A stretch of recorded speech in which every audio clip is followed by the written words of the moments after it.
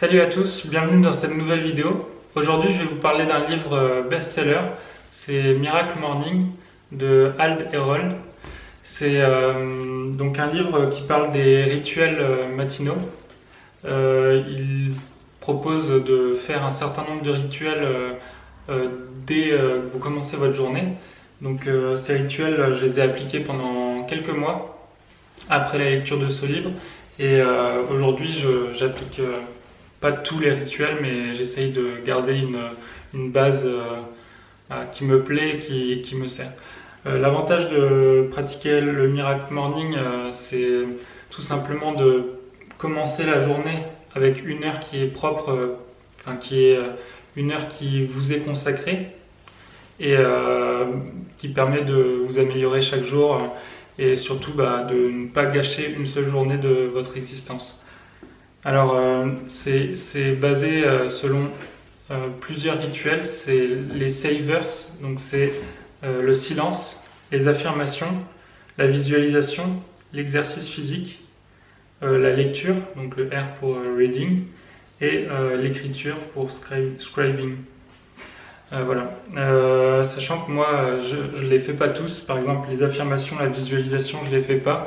La visualisation, c'est typiquement, si on a un projet, typiquement se projeter en se disant j'aimerais faire ça, j'aimerais créer ça ou quoi que ce soit. Et moi, la visualisation, je le fais pas le matin, mais en fait, à chaque fois que je travaille et que je me dis je veux accéder à ça, je visualise effectivement ce qui serait mon idéal, mais c'est pas pour autant que je le fais tous les matins comme un rituel.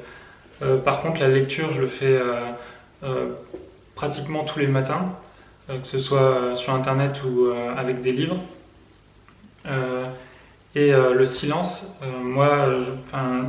dans le silence, il propose par exemple la prière et d'autres sujets. Moi, c'est la méditation que je fais. J'essaie de, pareil, m'y tenir tous les jours. Et c'est très bénéfique. J'ai beaucoup de livres sur la méditation. Et c'est vrai que moi, ça m'aide beaucoup. Ça permet d'avoir un esprit clair et puis de bien commencer la journée aussi. Avec la méditation, j'ai mis également de boire de l'eau. Mais ça, c'est dans mon rituel. J'ai décidé de boire de l'eau fraîche pour me réveiller.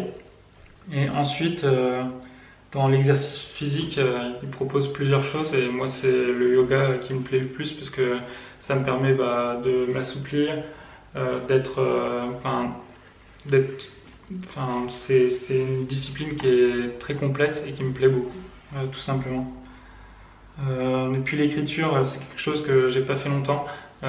J'écrivais un journal de mes émotions que je faisais tous les jours, sur quoi j'étais, sur quoi j'avais de la gratitude dans la journée, mais c'est quelque chose que je fais plus du tout maintenant.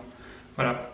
Donc c'est des rituels que j'ai beaucoup fait pendant quelques mois après la lecture de ce livre, et ce que j'en ai tiré et ce que je fais depuis cette lecture, il y a une seule chose que je fais tous les jours, c'est mettre un réveil.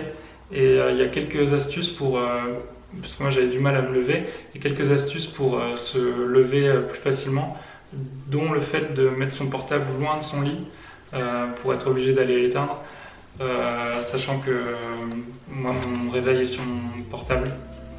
Et j'ai une autre chose qui marche bien pour moi, mais ça j'en parlerai sûrement dans une autre vidéo. J'ai un autre réveil qui marche avant mon portable, qui sonne 5 minutes avant le portable. C'est une montre connectée, c'est une Wheezing, la marque, et du coup elle est connectée à mon portable et puis elle va analyser mes cycles de sommeil et me réveiller dans la période la plus propice à mon réveil pour que je sois moins fatigué quand je me lève.